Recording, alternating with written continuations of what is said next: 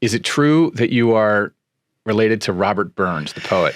So first, born in Brooklyn, yes. My parents lived on the Upper West Side in Morningside Heights. My dad was doing graduate work. My mom worked at Kings County Hospital in Brooklyn. So I've got to assume that in July of 1953, she had reduced or free maternity there as an employee. So I've spent exactly however long women spent in the hospital to arrive, and then went to the Upper West Side to live in Morningside Heights, and then left pretty quickly after that. I've traded shamelessly on it because, as you noted, my first film is on the Brooklyn Bridge. When we did the Baseball City series, we followed the Red Sox. I've lived in New England for 50 plus years, and the Dodgers.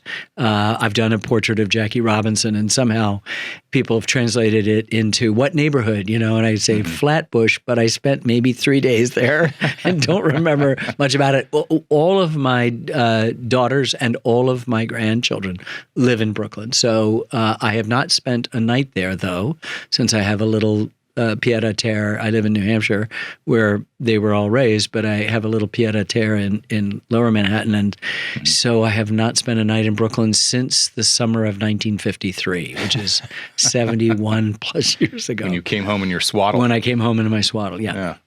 And how about the Robert Burns piece? So the Robert Burns piece is something my grandmother, who got a PhD from Yale in zoology in 1919, told me was true, but nobody could prove it. I did, just normal genealogical search. I did spit in some things for a while, and the New England Historic Genealogical Society got me connected to Abraham Lincoln, fourth cousin and fifth cousin to the Roosevelts, and nothing.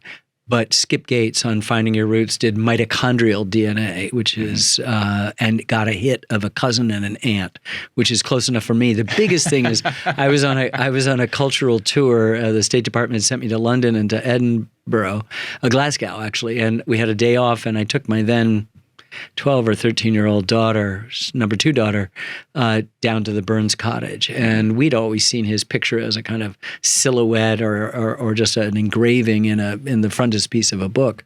And there was a color painting of him there. And it's stunned because my daughter Lily and I look alike, and it was us. Wow. And I walked into the adjoining bookshop, and the two matrons just dropped their jaws, and I reached into my wallet and said, I am Kenneth Loren Burns. I would have been Mick Loren, but my parents liked Lauren Bacall, so they cut the Mick off, and and they just, from then on, we were family, literally family. So I'd known back in, this was 99, and it wasn't until whatever it was Skip, like 2015 or 2016, that I could actually finally, say that, yeah, it's real. One of the great Democratic poets, small d Democratic poets of all times, with some of the greatest lines of all times. Speaking ever. of greatest lines, we had my grandmother came from Glasgow through Ellis Island in 1915, and we had this framed little poem by Robert Burns in the dining room, and she would sometimes make us say it before the meal, which is,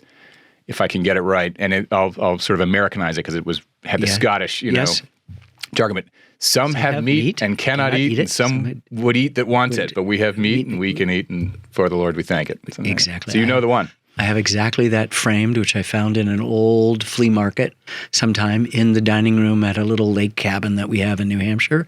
And I see it every time, and I often say it every time.